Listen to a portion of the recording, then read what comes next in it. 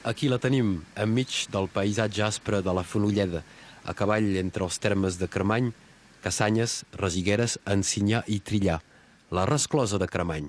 Aquest monstre de ciment, inaugurat fa 20 anys, és el segon del nostre país.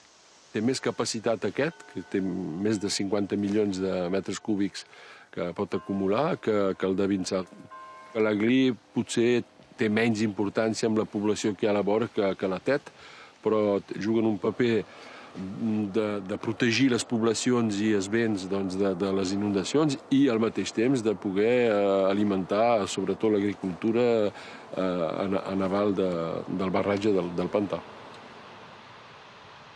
El Consell Departamental gestiona tot l'any la resclosa de Cremany, seguint les recomanacions de l'Estat. A nivell pràctic, s'ha donat delegació a l'empresa Baix Roine Llenguadoc, BRL. La feina principal és controlar l'estoc d'aigua, estalviar o fer vessaments segons el nivell de secada a la vall de l'Aglí. Aquí estem al nivell màxim, que és tolerable en hivern, que són gairebé 20 milions de metres cúbics. Tot l'altre ho passes al riu. A la primavera, a partir d'abril, pots pujar a 27,5 milions fins a gairebé les portes de l'estiu i després vas buidant el barratge perquè s'ompli a l'hivern en cas d'inundació per poder omplir un altre cop.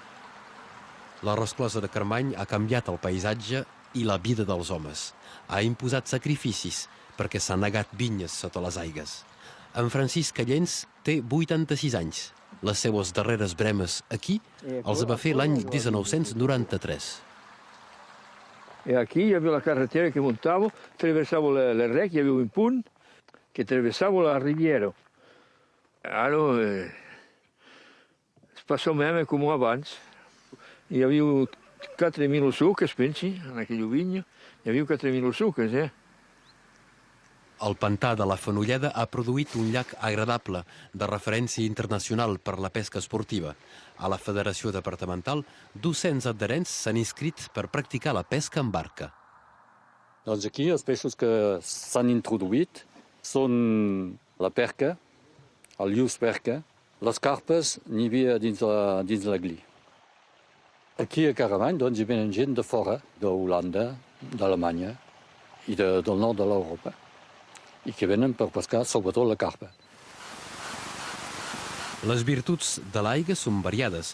Una central hidroelèctrica gestionada pel Consell Departamental funciona des de fa 4 mesos. Ha costat 2 milions d'euros i es pot pilotar a distància. També s'ha arreglat circuits d'excursions en aquesta zona que ha rebut 2.400 visitants la primavera i l'estiu passats, una xifra a l'alça que fa néixer la idea d'una base nàutica. Al cap de 20 anys de vida, la resclosa de Cremany s'inventa noves vies de desenvolupament.